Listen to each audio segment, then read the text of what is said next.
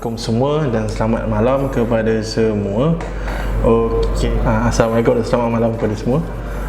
Kita berjumpa lagi. Siapa yang berjumpa dengan saya lah sebelum ni, tapi siapa yang first time jumpa, saya kenalkan diri saya.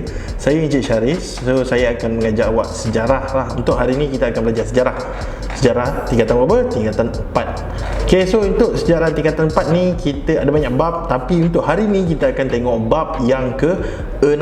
Okay, bab yang ke-6. Alright, so boleh tengok skrin lah, nampak kan bab 6. Bab 6 ni kita belajar pasal apa? Bab 6 ni kita belajar pasal ancaman komunis dan pengisytiharan darurat. Okay, isytiharkan darurat lah. Okay, alright, so sebab apa? Sebelum ni kita dah belajar bab 5. Bab 5 yang mana penubuhan Persekutuan Tanah Melayu, kan? Persekutuan Tanah Melayu waktu tu pemimpin-pemimpin UMNO, kan, raja-raja dan juga British sedang berunding dah dan dia orang dah keluarkan satu perlembagaan. Dia orang tengah bincang untuk keluarkan satu perlembagaan sebab kita dah menuju ke arah berkerajaan sendiri. Tapi malangnya semua aktiviti tu dia terhenti. Sebab apa? Sebab bab 6 ni lah, sebab ancaman daripada pihak komunis, kan? Okay, alright, so ancaman daripada pihak komunis.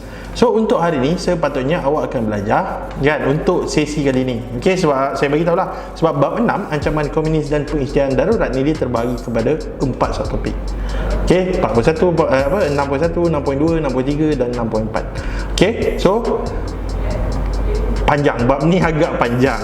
Okay, bab ni agak panjang dan saya tak nak streskan awak ke apa, kan. So saya dah decide yang kita akan bahagikan bab 6 ni kepada 4 bahagian, kan. Kita dah splitkan kepada 4 bahagian. So untuk video hari ni kita akan tengok 6.1. 6.1 tu apa? Nanti kita tengok. Tapi maknanya kita ada 4 part lah. Okay, maknanya awak kena tengok semua lah, kan. So jangan miss lah kalau boleh, kan. Jangan miss, kan. So ini adalah kesinambungan kepada video-video yang sebelum ni, yang lepas ni, kan. Okay, alright, so kita tengok Okay, bab 6 ancaman komunis dan pengisytiharan darurat. So kita ada 4 subtopik. Saya bagi tahu secara rough lah, kan. So awak boleh tengok, ini adalah subtopik yang pertama yang color orange ni. Okay, untuk siapa yang baru first time belajar dengan saya, macam biasalah, untuk yang dah lama belajar dah tahu. Okay, so saya memang menggunakan peterminda, terutamanya sekali bab sejarah ni lah. Okay, bab sejarah ni memang saya gunakan peterminda sebab sejarah memang banyak sangat nak kena baca. Saya faham banyak sangat nak kena ingat, terlampau banyak fakta. Okay, so saya harap peterminda ni dapat membantu awak.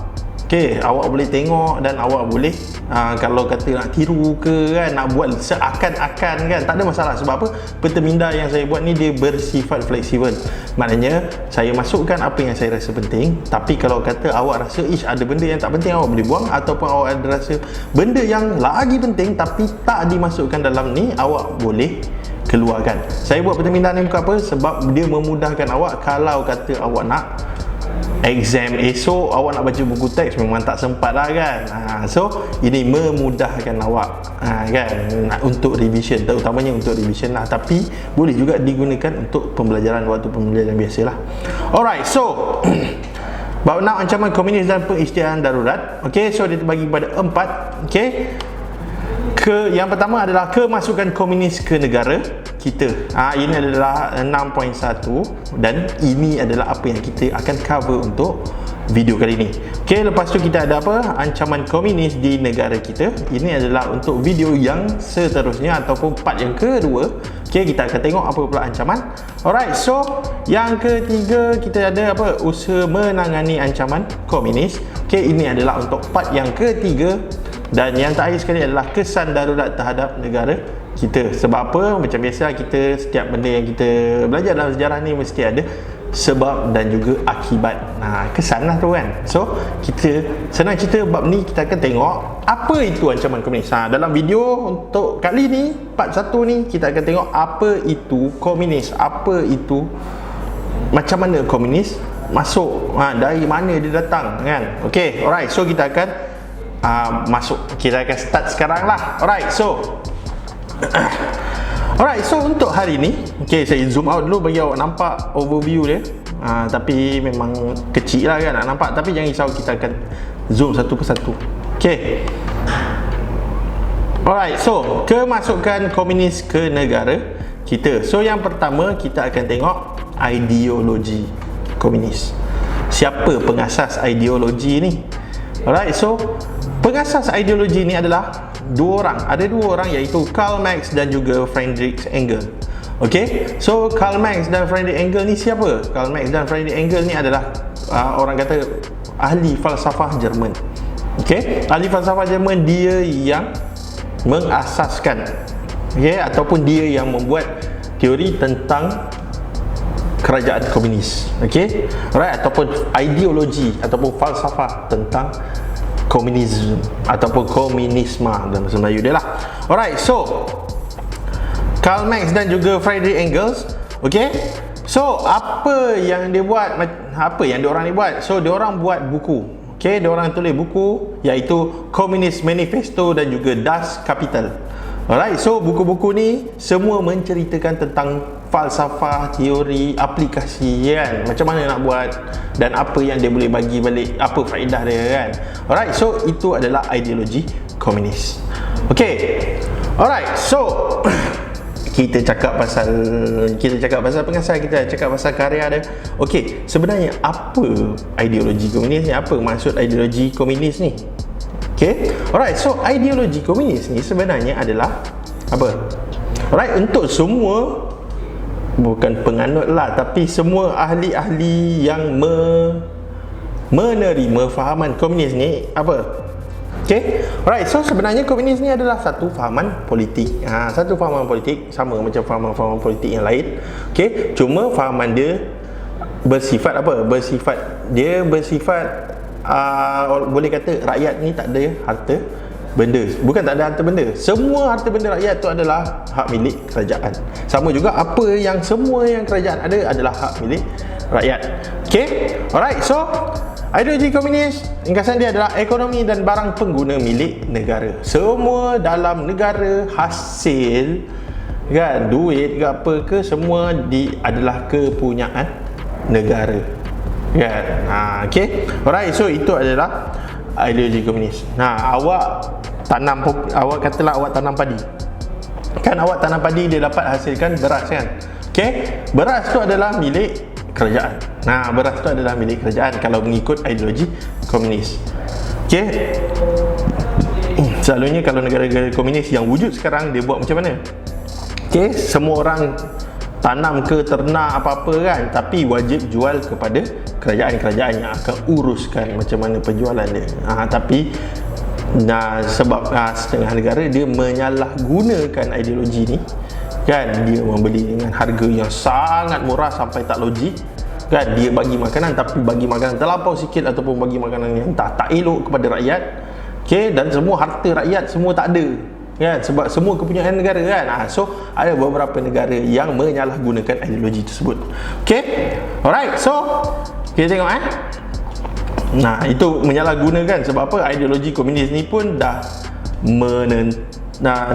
tak berapa elok kan, tapi kalau yang salah guna lagi teruk dia buat kan. Alright, so kita tengok Okay, so dekat tanah Melayu ni, dekat tanah Melayu waktu ni tanah Melayu, belum Malaysia lagi kan. So dekat tanah Melayu ni, macam mana ideologi komunis ni boleh tersebar? Sebenarnya dia dah bermula daripada tahun 1920-an. Dia dah bermula daripada 1920-an, dan ada dua negara utama yang menyebarkan ideologi komunis ni dekat tanah Melayu. Negara dia apa negara-negara dia? Kita ada, tengok penyebar dia, kita ada China dan juga Indonesia. Alright, ada China dan juga Indonesia. Alright, so kita akan tengok satu per satu. Okay, so China. Kan saya dah cakap dia bermula daripada tahun 1920-an. Okey, ini kalau kata peta minda ni awak boleh tengok peta minda ideologi komunis. Ni awak boleh tengok. Kalau kata awak nak buat lah ideologi komunis, ada karya, ada pengasas kan. Okey, dan kita ada penyebar dia ada dua. Okey, alright, so kita akan fokuskan kepada China dahulu. Okey, so China ideologi ni mula disebarkan di tanah Melayu pada tahun 1920-an. Okey, so dia bermula daripada mana? Dia bermula daripada China lah. Okey, dan dibawa ke tanah Melayu ni oleh parti KMT ataupun Kuomintang. Okey, parti Kuomintang yang datang dari China. Okey, alright. Okay, so parti Kuomintang ni dia ada ibu pejabat dia duduk di China. So bila dia meluaskan kuasa dia ataupun melebarkan sayap dia dekat tanah Melayu ni, apa yang parti Kuomintang ni buat? Dia menubuhkan cawangan. Dia menubuhkan cawangan-cawangan parti Kuomintang ni dekat tanah Melayu. Untuk apa? Untuk menyebarkan ideologi. Okay, alright. So waktu tu hampir semua bandar ada cawangan parti KMT ni. Okey, parti KMT. Tapi ingat kalau dalam exam, kalau nak tulis parti Kuomintang ataupun nak tulis KMT je, awak kena tulis parti Kuomintang dulu dalam kurungan KMT, baru awak boleh gunakan KMT selepas tu. Kan? Alright, so 1924 dia tubuhkan cawangan untuk menyebarkan ideologi yang mana dekat semua bandar-bandar besar ada cawangan parti Kuomintang. Okey, kita tengok contoh dia ada dekat mana? Dekat Muar, dekat Melaka, dekat Seremban, dekat Kelang, dekat KL, dekat Sungai Petani. Muar kat mana? Johor. Melaka lah. Seremban dekat Negeri Sembilan. Kelang dekat Selangor. KL dekat KL. Sungai Petani dekat Kedah. Okey, alright. So boleh kata semua bandar-bandar besar ada cawangan parti Kuomintang. Okey, so macam mana parti Kuomintang, macam mana cara dia penubuhan, kan, macam mana penubuhan PKM ni ataupun Parti Komunis Malaya ni. Okey, alright, so kita tengok sejarah penubuhan dia. Okey, so di China dia ada dua parti iaitu KMT dan Main School yang dianggotai oleh orang Hailam, duduk di bawah satu parti besar iaitu Parti Komunis Cina, PKC. Alright, so 1927 ada perselisihan faham di antara diorang, okey, dan KMT dan juga PKC dia berpecah. Okey, dia berpecah.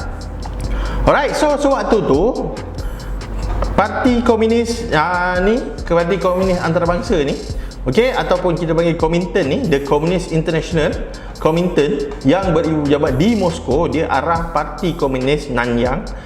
PKN ditubuhkan pada tahun 1928. Okey, dia nak suruh tubuhkan Parti Komunis Nanyang. Okey, tapi parti tu gagal. So bila parti tu gagal, bila Nanyang tu gagal, apa yang jadi? Okey, so Kuomintang dia arah tubuhkan parti baru di tanah Melayu, nama dia apa? Parti Komunis Malaya. Okey, PKM. Alright, so tengok KMT dengan PKC berpecah, Kuomintang suruh tubuhkan PKN dan PKN gagal, dan Kuomintang arah tubuhkan PKM. Right, so confused kan? Dekat-dekat nama, dekat sama kan? Tapi jangan risau, bila awak dah baca, awak faham lah. Alright, sebab tu saya bagi ni kan, senang awak nak faham. Okay, alright, so itu adalah sejarah dia, kenapa sejarah daripada sejarah tentang ideologi yang disebarkan di sini daripada negara China. Okey, so kita ada dua negara kan, satu China, satu lagi Indonesia. Alright, so Indonesia pula macam mana? Okey, so tengok daripada negara Indonesia, sebab penyebaran dia di tanah Melayu. Okey, sebab apa? Waktu tu PKI ni apa? PKI ni adalah Parti Komunis Indonesia. Alright, dia gagal untuk menguasai Pulau Jawa dan dia cuba untuk buka cawangan di tanah Melayu. Dia gagal untuk menakluki Pulau Jawa, kan? PKI gagal dan dia cuba nak buka cawangan dekat tanah Melayu pula. Alright, so ini adalah contoh-contoh pemimpin-pemimpin Komunis Indonesia. Ada Tan Malaka, ada Alimin, ada Moseo, ada Bodhisojit, Jitro, Hasanose, Winata, Soebakat, Sultan Perpatih. Banyak kan? Okey, so kalau kata awak baca untuk, katalah awak prepare untuk exam, tak perlulah ambil banyak macam ni. Ini saya letakkan supaya awak ada pilihan untuk hafal. Kalau student-student saya selalu ingatkan, ingat paling kurang 3. Paling kurang 3. Ambil lah mana awak nak ambil kan, Tan Malaka ke, Winata ke, Sultan So tanpa patih ke kan, terpulang pada awak. Alright, so awak boleh ikut apa yang awak suka lah. Awak nak hafal yang mana. Cuma awak boleh ingat 3. Kalau kata soalan keluar tentang berikan pemimpin tokoh pemimpin komunis Indonesia, so awak boleh bagi 3. Okay, alright, so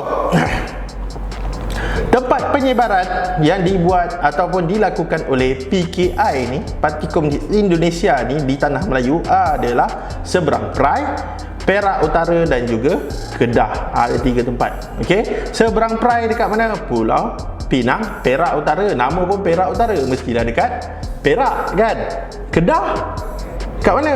Kedah. Okey, alright, so itu adalah 3 tempat penyebaran kan yang disebarkan ideologi komunis oleh negara Indonesia ataupun warga-warga Indonesia. Okey, yang menyokong PKI lah, bukan semua kan. Okey, alright, tapi ideologi komunis yang disebarkan oleh PKI ni, dia gagal dan dia tak mendapat sambutan. Sebab apa? Sebab PKI dia menggunakan kekerasan untuk mencapai matlamat, dan orang-orang Melayu waktu tu dia tak bersetuju dengan ideologi macam ni kan. Sebab apa? PKI ni dia kata matlamat menghalalkan cara apa saja cara, termasuk agak kekerasan, boleh digunakan asalkan mencapai matlamat, dan orang-orang Melayu tak berminat benda-benda macam ni kan. Kenapa kau nak kena buat semua benda ni kan? Tak boleh ke buat dengan cara yang aman damai ke apa kan? Takkanlah semua benda nak bergaduh, semua benda nak berperang kan. Okay, so orang-orang Melayu tak menerima ideologi ni kan, so tak ada sambutan. Okay, alright. Okay, so kita nak tengok yang seterusnya. Okay, kita nak tengok yang seterusnya, iaitu kemasukan komunis ke negara kita kan. Tadi kita dah tengok dah tentang ideologi kan, siapa yang buat ideologi dia, macam mana dia disebarkan kan. Okay, alright, so kita sekarang nak tengok tentang PKM. Okay, alright, so kita nak tengok tentang PKM. PKM ni apa? PKM ni, ni saya dah zoom kan, so awak boleh nampak.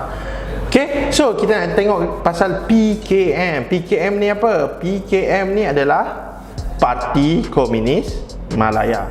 Okay, so senang cerita, ini adalah tentang macam mana penubuhan PKM dan juga apa yang diorang buat kan, dan apa tindakan yang dikenakan ke atas PKM.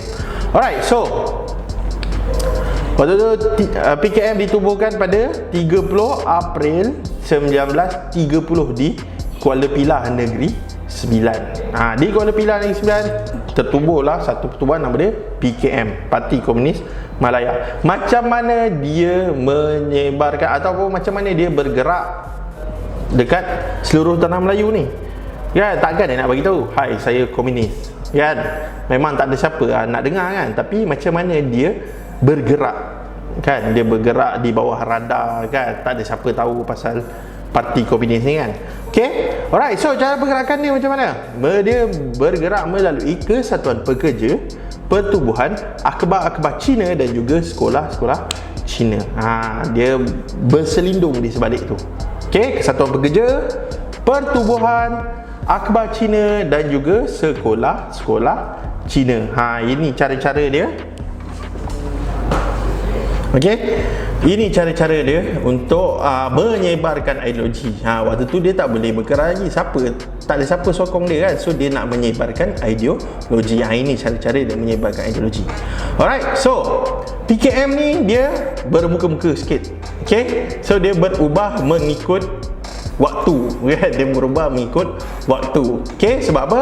Tengok PKM sewaktu pemerintahan Jepun, yang mana 1941 hingga 1945. Waktu tu kita panggil apa? Kita panggil Perang Dunia Kedua kan, kita dijajah oleh Jepun kan. Alright, so PKM waktu tu apa benda? Dia bekerjasama dengan British membentuk MPAJA ataupun nama dia Bintang 3. Okey, dan dia menerima bantuan senjata, latihan, keuangan, logistik dan ubat-ubat daripada British. Sebab apa? Sebab PKM ni waktu tu banyak dianggotai oleh orang-orang Cina. Kan Jepun dengan Cina memang bergaduh lama lah. Dia orang ada peperangan dia orang sendiri dan orang Jepun memang sangat benci orang Cina.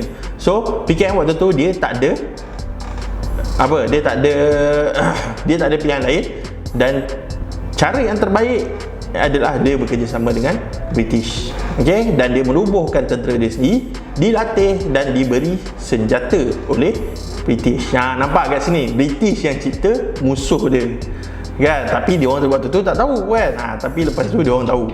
Okey, alright, so MPAJA tahu kan MPAJA apa? MPAJA adalah Malayan People Anti-Japanese Army.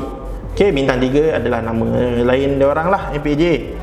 Alright, so itu adalah PKM sewaktu pemerintahan Jepun. Okey, tapi selepas Jepun kalah ataupun selepas tamatnya Perang Dunia Kedua, okey, tengok PKM ataupun MPAJA dia membuat kekacauan sewaktu kekosongan politik. Dia membunuh semua orang yang didakwa bersubahat dengan Jepun. Ini kekosongan politik ni, tahu tak apa benda kekosongan politik ni? Kekosongan politik ni adalah satu waktu kan, dalam tu kita ada 2 minggu lah kan. So ada satu waktu di mana Jepun menyerah kalah dan dia terus belah. Okey, Jepun automatik dia menyerah kalah, dia terus terus hilang kan. So tak ada siapa memerintah, tak ada siapa yang menjaga balai polis, tak ada siapa yang menjaga kem tentera, semua waktu tu tak ada. Jepun belah macam tu lah. Okay, alright, so Jepun dah belah. So ada kekosongan politik, tak ada siapa memerintah, tak ada siapa yang jaga keamanan, tak ada siapa yang menegakkan undang-undang ke apa, tak ada waktu tu. Okay, so PKM dia mengambil peluang waktu tu untuk memerintah sekejap selama kekosongan politik. So dia memerintah selama 2 minggu. Selama 2 minggu tu sangat teruk keadaan orang-orang dekat tanah Melayu. Sebab apa? PKM waktu tu dia memang dah gila agak kan. Waktu tu dia dah mula minta cukai, dia dah mula ambil barang-barang, dia mula bakar kan, dia mula bakar tempat tinggalan dan sebagainya. Okey, dan yang paling teruk sekali adalah dia bunuh semua orang yang dianggap bekerjasama dengan Jepun sebab dia anggap sebagai pengkhianat. Okey, itu awak boleh tengok sendirilah, awak boleh cari sendiri, dalam buku ada banyak tulis kan, bakar rumah orang waktu orang tengah tidur. Okey, tu semuanya apa aktiviti ataupun apa kekacauan yang telah dibuat oleh PKM. Okey, alright, so sewaktu BMA PKM dah berubah lagi. Sebab apa? BMA itu adalah British Military Administration ataupun pemerintahan tentera British. Okey, so sewaktu senang cerita BMA ni adalah bila British dah datang semula kan. Sebab apa? Kekosongan politik tu dia ambil masa untuk British datang. Jepun belah hilang macam tu je, British nak datang ke tanah Melayu ni ambil masa. Alright, so apa yang dia buat? Okey, sewaktu BMA, MPAJA ataupun bahagian tentera PKM ni dibubarkan.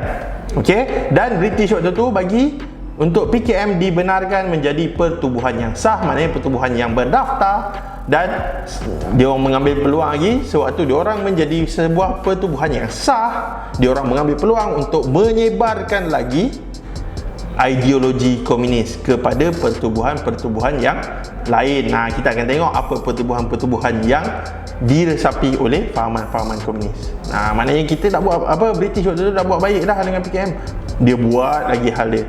Alright, okay, alright, so PKM apa aktiviti dia? Dia menyusup masuk Pan Malayan Federation of Trade Union PMFTU dan juga berjaya menguasai 335 kesatuan pekerja dan masuk ke dalam PKMM, MDU dan Putera AMCJA. Alright, so ini adalah pertubuhan-pertubuhan yang berjaya ditakluki oleh PKM. Dia buat kerja senyap-senyap kan. Banyak ni. Dia dapat kawal PMFTU, lepas tu dia dapat kawal 335 kesatuan pekerja. Banyak tau 335, bukan sikit. Kan kalau kata ada satu tempat ada 1000 orang pekerja ataupun 100 orang lah pekerja, darab dengan 335 dah berapa? 1000 orang kan. Okay, alright, so PKMM Melayu Muda, Kesatuan Melayu Muda, MDU Malayan Democratic Union dengan Putera MCJA. Okay, Malayan Democratic Union, okey, dan putera AMCJA. Alright, so kesemua kesatuan-kesatuan ni telah diresapi oleh fahaman komunis. Alright, so bila jadi macam tu, British dia buat apa? So bila PKM dah buat macam tu, alright, so apa yang British buat? British bertindak untuk meluluskan Trade Union Ordinance number 9 of 1948. Okay, alright, khas Trade Union Ordinance ni khas untuk menyekat PKM dalam Kesatuan Pekerja, serta diorang terus mengharamkan PKM. Sebab apa? Sebab waktu tu British tahu yang komunis ni dia mengancam ekonomi dan keselamatan negara. Okey, dia mengganggu ekonomi dan keselamatan negara. Alright. Okey, so untuk itu kita dah tengok macam mana, kita dah tengok dah apa untuk sesi kali ni kita dah tengok macam mana komunis masuk ke negara kita. Sebelum tu kita dah belajar juga apa itu komunis, kan, apa ideologi komunis, macam mana dia boleh disebarkan di negara kita, siapa yang bawa, kan. Kita dah belajar pasal tu, dan juga kita dah tengok dah apa dia punya timeline ataupun dia punya carta masa, jangka masa dia untuk daripada PKM bermula, dan macam mana British dah dapat agak yang PKM ni menjadi satu ancaman kepada negara kita, ataupun waktu tu nama negara kita adalah Tanah Melayu. Waktu tu masih lagi Tanah Melayu. Okay, alright, so saya harap awak faham apa yang kita ajar ini, apa yang saya ajar ini, dan saya harap awak fun belajar dengan saya. Saya hanya nak menjadikan sejarah ni, pada saya lah, sejarah ni satu benda yang seronok. Sebab pada saya dia sangat seronok, dan rugi kalau kata siapa-siapa yang rasa terpaksa nak kena belajar sejarah ni, kan. Sebab apa? Sejarah ni, semua dalam sejarah ni, dia adalah sebahagian daripada diri kita, sebahagian daripada mak ayah kita, sebahagian daripada nenek moyang kita. Sebab benda ni berlaku bukan lama dulu, dia berlaku dalam 100 tahun dulu, 80 tahun dahulu, kan. So moyang awak, mungkin datuk awak, kan, so hidup pada waktu-waktu ni. Okay, alright, dan kebanyakan daripada kita dah tak ada dah diorang, kan. So bila lagi kita nak belajar pasal diorang? So secara tak langsung kita dapat belajar sedikit sebanyak apa yang berlaku waktu-waktu tu. Alright, so lagipun ingat, tanpa sejarah siapalah kita, kan. Okay, alright, so terima kasih semua sebab menonton sampai habis. Jangan lupa tunggu part yang kedua. Alright, so kita akan jumpa lagi. Kalau ada apa-apa soalan, awak boleh tanya dekat bawah, ataupun awak boleh tanya dekat admin PTM, awak boleh tanya dekat Telegram, WhatsApp, apa-apa media sosial lah yang ada, kan. Kita akan cuba jawab secepat mungkin, dan kita akan get back balik pada awak. Okay, dan kemungkinan saya sendiri yang akan jawab soalan tu. Okay, so terima kasih semua. Saya harap awak faham, dan saya minta maaf kalau ada salah dan silap. Okay, kita jumpa lagi. Bye.